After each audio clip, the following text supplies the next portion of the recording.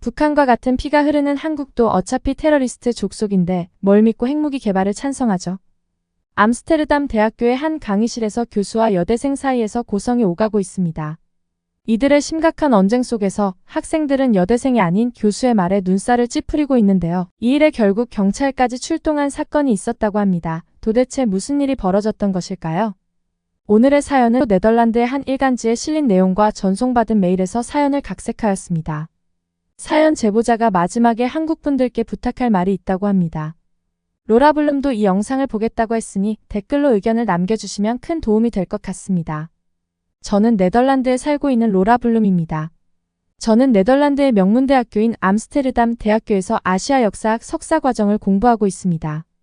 암스테르담에서 아시아 역사학을 석사과정까지 밟고 있는 학생은 별로 없습니다. 하지만 저는 한국전쟁의 유엔군으로 참전하셨던 저희 할아버지 덕분에 아시아의 전쟁 역사에 관심을 가지게 되었습니다. 저희 할아버지는 1950년에 한국전쟁이 발발했을 당시 자원에서 유엔군으로 참전하셨습니다. 그 당시 네덜란드는 유엔군의 일원으로서 북한과 중공군의 침공을 막기 위해 남한을 지원했습니다. 그 중에서도 저희 할아버지는 네덜란드의 육군으로 미 제2보병사단에 속해서 임진강 전투, 철원 전투, 평양 재탈환 작전에 나가 싸우셨습니다. 네덜란드 육군은 여러 차례 용맹함을 인정받아 미국 및 유엔으로부터 표창도 받았죠. 하지만 그 과정에서 저희 할아버지는 바로 옆에 떨어진 포탄의 오른쪽 팔과 다리를 잃고 말았습니다. 그런 와중에도 저희 할아버지는 굳이 한국에서 아픈 몸을 치료하고 전쟁이 끝난 1954년까지 한국에 주둔하여 안정화 작업까지 함께 하시다가 1955년에 꿈에 그리던 고국 네덜란드로 돌아오셨습니다. 할아버지는 저에게 한국에 대한 이야기를 해주실 때마다 한국을 너무나도 그리워하셨습니다. 한국인들은 배려심이 깊고 정의로워서 전쟁 당시에 유엔군을 정말 많이 도와주었다고 했습니다. 할아버지가 죽지 않고 돌아온 것도 다 한국인들 덕분이라고 말이죠. 어렸을 때는 할아버지의 말이 모두 이해가 되지 않았지만 자연스럽게 한국이라는 나라에 관심을 가지게 되는 계기는 충분했죠. 그렇게 한국의 위대함에 대해 하나씩 공부하다 보니 할아버지가 한국이라는 나라를 지켜내는 것에 자신이 일조를 했다는 자부심을 느낄 만하다고 인정하게 되었습니다. 그 뒤로 저는 아시아 전쟁 역사에 관심을 가지고 더 깊게 공부하게 되었고 암스테르담 대학교 아시아 역사학 학사과정을 거쳐 석사과정까지 밟게 되었습니다. 그러던 어느 날 역사학에서 아주 유명한 교수님의 아시아의 전쟁 역사와 현재 국방력이 주제인 충격적인 강의를 듣고 제 인생이 완전히 바뀌어버린 사건이 있었습니다. 이 사건은 저뿐만 아니라 네덜란드와 유럽 전역에 큰 이슈를 일으켜 유럽의 각종 일간지에도 보도되었죠. 그중 어느 일간지에서 저의 의견과 상충되는 글을 보도했고 그 기사에 달린 댓글들을 보니 아직 많은 사람들이 중국과 한국에 대해 잘못된 인식을 가지고 있다고 생각이 되어 이 글을 쓰게 되었습니다. 저는 한국전쟁과 유엔군에 대한 논문을 준비 중이었는데 아주 유명한 역사학 대학 교수가 저희 학교로 초빙되어 아시아의 전쟁 역사와 현재 국방력에 관한 특강을 한다고 안내문이 떴어요. 저는 제가 쓰는 논문에 도움이 될 거라고 생각이 들어서 특강에 참여하게 되었죠. 그 교수님은 중국에서 전쟁 역사와 국방학에 관해서 1인자로 유명한 중국인 교수님이었습니다. 제 논문에 막히는 부분을 뚫어줄 분이라 굳게 믿고 설레는 마음으로 강의실에 앉아 있었습니다. 강의실 안에는 400명의 암스테르담 대학교 학생들이 앉아 있었고 곧 중국인 교수님이 들어오셔서 차분한 목소리로 인사하셨습니다. 사실 저는 학교에서 시끄럽게 떠들어대는 중국인만 봐왔는데 이렇게 점잖은 중국인을 보니 중국도 교수만큼은 위험 있는 사람으로 고르나 보다 싶었습니다. 중국인 교수님의 강의 스타일이 귀에 쏙쏙 잘 들어와서 네덜란드의 여느 교수님들보다 잘 가르치신다고 생각이 들었어요. 그런데 갑자기 중국인 교수님이 주제와 관련도 없는 입이 떡 벌어지는 충격적인 발언을 하기 시작하셨습니다. 여러분, 중국이 움직이면 한국은 5분 만에 초토화된다는 사실을 알고 계십니까? 일단 한국은 돈이 없는 가난한 후진국입니다. 그래서 한국의 군사 예산은 중국의 군사 예산에 비해 턱없이 부족하죠. 한국은 돈이 없어서 필수적인 군사 자원을 하나도 투입하지 못해서 지금 한국이 보유하고 있는 군사기술과 장비는 100년 전의 중국과 비교해도 뒤처집니다. 특히 한국의 공군과 해군은 어린애 장난 수준이라 그들은 총도 제대로 잡을 줄도 모릅니다. 특히 한국은 북한과의 군사적 긴장 상황을 대비하기엔 군사 전략과 대비 능력이 처참한 수준입니다. 저희 중국이 북한을 도와주면 한국은 1시간이 뭡니까? 5분도 못 버티죠. 그건 지난 역사를 봐도 알 수 있죠. 6.25 전쟁 때 중국군이 지리산과 그 주변 지역에서 한국군을 상대로 아주 대승을 거두었죠. 또 흥남철수 작전 동안 중국군이 유엔군과 한국군을 단시간에 무찔러서 또 한 번 크게 승리를 거두었죠. 그래서 역사를 보면 현재를 알 수 있다는 말이 괜히 있는 게 아니에요. 중국인 교수의 갑작스런 발언에 학생들이 웅성거리며 한미연합 훈련도 하는 한국의 군인들이 총도 못 잡을 정도로 능력이 없는 건가 하는 생각으로 의아해하며 중국인 교수를 응시하고 있었습니다. 또 한국전쟁과 관련해서도 너무 터무니없는 말을 해서 저는 저건 아닌데 하는 마음으로 공손하게 손을 들었습니다. 교수님, 지금 교수님께서 하시는 말씀이 사실과는 조금 다른 것 같습니다. 교수님이 말씀하신 지리산 전투는 당시 지리산 주변이 공산주의 게릴라들이 활동하던 곳이어서 중국군이 게릴라와 연계된 것으로 의심되는 민간인들을 잔혹하게 처형했던 민간인 학살 사건이었습니다. 그리고 흥남철수 작전 때도 전투상 승리가 아닌 철수 중인 유엔군과 피난민들을 공격하여 많은 민간인들이 희생되었고 이 과정에서 중국군이 눈뜨고 못 볼 잔인한 행위를 일삼았다고 배웠습니다. 저는 교수님이 어떻게 민간인 학살 사건을 당당하게 전투의 승리라고 하시는지 모르겠습니다. 그러자 중국인 교수는 절 뚫어져라 쳐다보더니 기가 차는 말을 이어나갔습니다. 이 학생의 발언은 대꾸할 가치가 없네요. 중국이 거둔 승리를 감히 민간인 학살로 치부하다니요. 혼자 독학으로 이상한 찌라시를 보며 공부를 했나 보군요. 라며 저를 비웃었습니다. 그리고 주제와 전혀 상관없는 핵무기에 대한 이야기를 하기 시작했죠. 여러분, 위대한 중국이 핵무기를 보유하고 있다는 건 당연히 알고 계시겠죠? 그런데 한국은 중국이 핵을 가지고 있는 것에 대해 아주 미친 듯이 욕하고 있다는데 정말 어이가 없지 않습니까? 그러니 전 세계 전문가들이 한국을 비난할 수밖에 없죠. 핵무기는 국가의 최후 방어수단으로 다른 국가들이 중국에 대한 군사적 공격을 망설이게 해서 미국과 러시아 등 다른 강대국들과의 군사적 균형을 유지할 수 있도록 하죠. 물론 미국이나 러시아도 중국의 국방력에 비하면 발톱의 때만도 못하지만요. 이런 중국에게 한국이 입을 대다니 대꾸할 가치도 없는 후진국 따위가 말이죠. 핵무기를 보유하고 있다는 것은 첨단 과학기술과 위대한 군사력을 갖춘 강대국임을 보여주는 것인데 중국이 핵을 보유하지 않으면 과연 어느 나라가 핵을 가질 수 있을까요? 그리고 중국이 핵무기를 보유하고 있기 때문에 한국도 비로소 안전한 것인데 아무것도 모르는 한국인들은 자기들이 핵을 만들 기술이 없으면서 언제든 만들 수 있다고 떠벌리고 다니죠. 저는 중국인 교수의 근거도 없는 미친 말들에 머리가 멍해져서 어떻게 저런 무식한 사람이 교수가 되었나 멍하게 보고 있었습니다. 그리고 중국도 핵 확산 방지 조약에 가입한 나라면서 저렇게나 핵 보유에 대해 떵떵거리다니요. 그리고 왜 자꾸 한국을 비하하며 자신의 주장을 합리화하려고 하는지 더더욱 이해가 가지 않았습니다. 그런데 학생들의 반응을 보니 중국인 교수의 선동질에 한두 명씩 고개를 끄덕이기 시작했습니다. 저는 더 이상 진실을 외면할 수 없어서 다시 한번 손을 들고 정중하게 중국인 교수님께 말씀드리기 시작했습니다. 교수님, 외람되지만 지금 교수님은 사실과 다른 이야기를 하고 계십니다.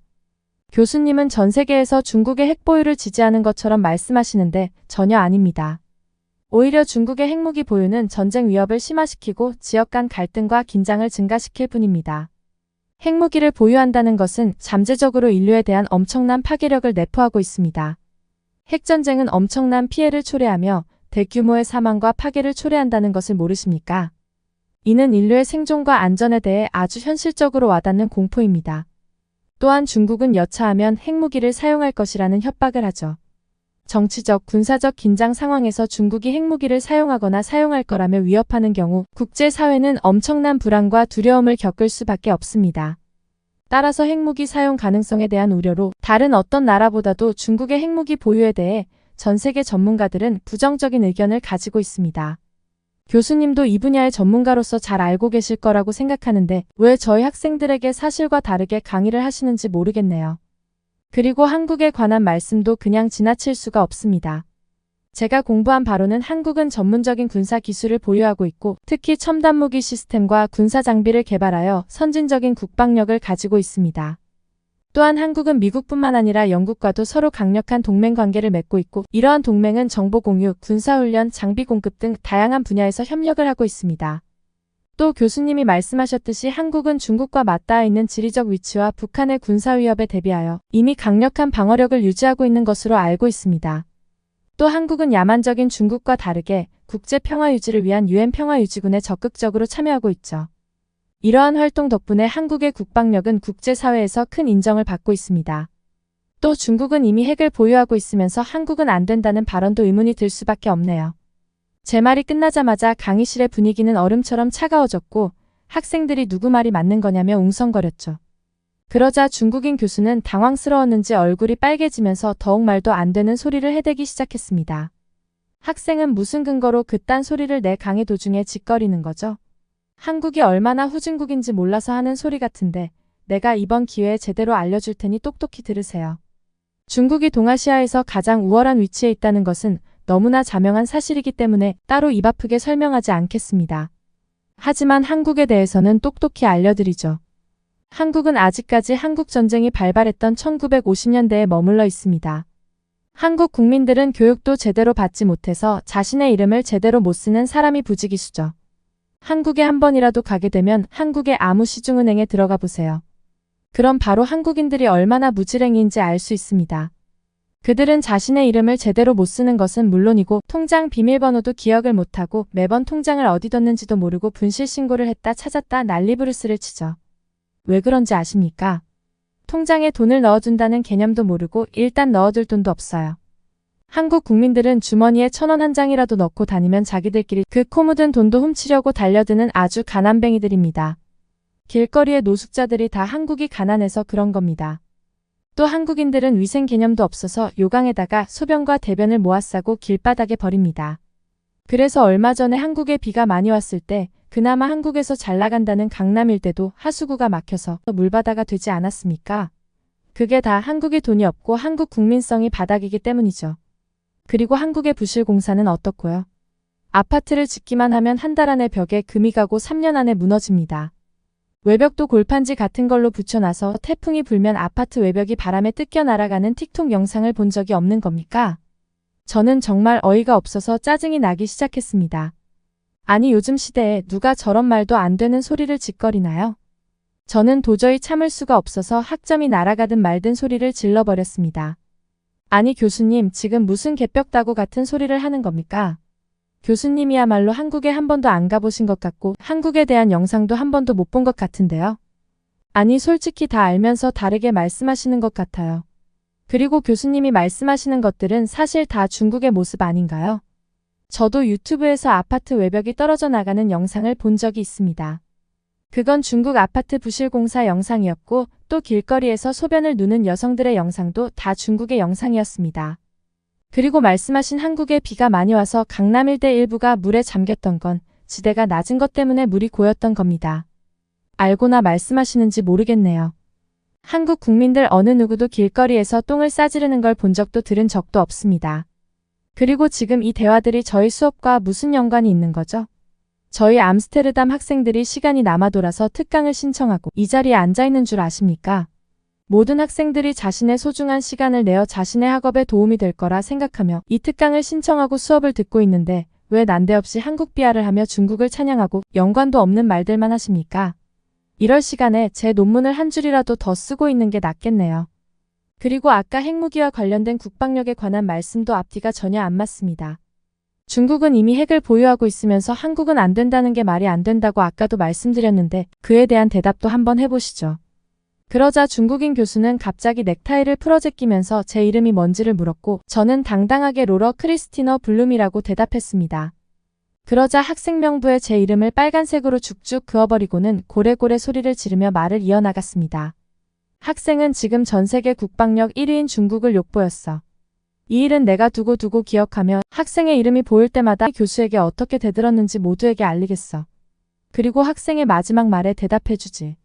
중국은 이미 핵을 가지고 있으면서 한국은 왜 안 되냐고? 그야 당연한 것 아냐? 우리 중국은 동북아시아 지역의 안정을 위해 당연히 핵을 가져야 하고 한국이 핵무기를 보유하게 되면 다른 나라도 너도 나도 핵무기를 개발하겠다고 나설 거 아냐? 그리고 그 전에 한국은 핵무기를 개발할 만큼의 선진 기술을 가지고 있지도 않다고. 한국의 국민들은 교육도 못 받고 인터넷도 제대로 안 돼서 아무것도 모르는 무지랭이들 뿐이라 핵이 뭔지도 모르는데 어떻게 핵을 공부하고 개발할 수 있겠는가. 그러니까 미국의 트럼프도 어차피 한국이 핵을 못 만들 걸 아니까 주한미군을 철수하고 한국의 핵무기 개발을 찬성한다고 짓거리는 거 아니겠나? 그러자 강의실에 있던 다른 학생들까지 여기저기서 반박하기 시작했습니다. 교수님이 아까 중국이 핵을 가져야 하는 이유에 대해 말씀하신 것과 방금 하신 말들이 앞뒤가 맞지 않습니다. 그리고 교수님은 자꾸만 강의 주제에도 맞지 않는 말만 하시고 한국은 힘든 시기를 이겨내고 선진국의 대열에 오른 지 한참이 됐는데 왜 자꾸 한국이 후진국이라고 하십니까? 한국은 그 어느 나라보다도 초고속으로 성장해서 한강의 기적이라는 말까지 있습니다. 특히 1960년대부터의 산업화와 수출 중심 경제정책, 그리고 IT 산업과 같은 전문 분야에서의 혁신적인 발전으로 세계 경제에서 주요 국가로 급부상했죠. 한국의 GDP 수출량, 자본력 등 모든 경제 지표가 선진국 수준이라는 것을 왜 외면하십니까? 한국은 기술 및 혁신 분야에서 세계적으로 유명해요. 삼성, LG, 현대자동차 모르세요? 중국에 이런 국제적으로 인정받은 대기업이 있습니까? 한번 말씀해 보세요. 이뿐만이 아닙니다. 한국은 사회적으로도 고등교육 수준이 높고 의료 및 복지 시스템이 발전되어 있고 도시화와 인프라 구축 등이 중국보다 선진적인 발전을 이루었죠. 제가 듣기론 중국은 아직 의무교육 체제도 없고 부모가 자녀의 교육에 관심도 없고 중국 영상들을 보면 중국이야말로 전기가 제대로 안 들어오는 지역이 많던데요. 중국인 교수는 씩씩대기만 하고 아무런 반박도 하지 못하고 있었습니다. 또 한국 문화에 관심이 있었던 학생들도 하나둘 반발하기 시작했습니다. 교수님은 BTS와 블랙핑크도 모르세요? 송혜교, 전지현도 모르세요? 한국 사람들이 길바닥에 똥을 뿌린다고요? 진짜 말도 안 되네. 한국이 얼마나 발전된 나라인지 진짜 모르시는 거예요. 교수님은 교수 자격도 없는데 이참에 교수 그만두고 집에서 쉬면서 K-팝 좀 들으세요. 런닝맨이라는 한국 예능도 재밌고요. 요즘 한국 유튜브들 재밌는 거 많거든요. 그런 거 보면 한국에 대해서 좀 알 수 있으실 거예요. 아, 그리고 중국이 얼마나 미개한 지도 유튜브에 잘 나오니까 현실 좀 깨우치시고요. 곳곳에서 학생들이 교수를 비웃기 시작했고 그 순간 갑자기 중국인 교수가 그 말을 한 학생에게 다가가 볼펜으로 그 학생의 팔뚝을 찍어버렸습니다. 공격을 받은 학생은 팔에서 피를 뚝뚝 흘리며 소리를 질렀고 다른 학생들이 중국인 교수를 제압하고 경찰이 올 때까지 붙잡고 있었습니다. 중국인 교수는 옷이 다 찢겨지고 처참한 몰골로 경찰에게 끌려나갔죠. 어떻게 저런 사람이 대학 교수가 됐을까요? 전 다시 한번 중국인의 현실 외면과 한국 모함하기 그리고 중국인의 인성에 대한 나의 인식이 절대 선입견이 아니고 사실이었음을 깨달았죠. 역사를 보면 현재를 안다고 정말 예전과 달라진 게 없는 중국의 민낯이었습니다. 네덜란드의 명문대인 암스테르담 대학교에서 역사학 전문가라는 중국인 교수가 뜬금없는 한국 비하 발언으로 네덜란드 학생들과 언쟁을 벌이고 심지어 네덜란드 학생을 볼펜으로 찔러 상해를 입혀 경찰에 끌려간 이 엄청난 사건으로 한동안 유럽 전역이 들썩였습니다. 이 일은 유럽 대부분의 일간지에 대서특필되었죠. 그리고 중국인 교수에게 크게 한 방 먹인 저는 여러 번의 인터뷰를 통해 유명인사가 되었고 한국에 관한 일이라면 대학이든 방송사든 저를 찾는 바람에 저는 자연스럽게 한국에 대해 더 자세히 공부하게 되고 잘 알아가고 있습니다. 그리고 정말 좋은 소식은 한국의 한 엽서업체에서 저에게 한국 역사 캘리그리피를 담은 엽서 협업을 하자고 제안이 왔어요. 저는 한국 역사에 관한 지식은 많지만 엽서 멘트로 승화시킬 만큼의 문학적 소질은 없어서 아직 고민 중이에요. 한강의 기적 대한민국의 발전을 축하하며 또는 6.25 그날의 기억을 안고 오늘의 평화를 소중히 여깁니다. 같은 문구를 생각 중인데요.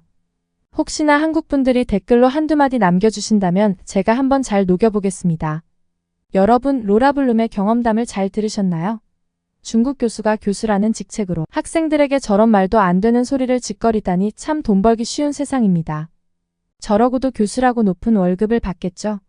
저런 교수는 빨리 문제를 일으켜서 하루라도 빨리 쫓겨나는 게 학생들에게 이득이겠네요. 그리고 저도 로라블룸이 엽서에 적을 만한 문구를 생각해 봐야겠어요. 캘리그라피 엽서 업체와 협업하는 거 너무 재밌을 것 같네요. 그럼 저는 다음에 또 해외 감동 사연을 가지고 찾아오겠습니다.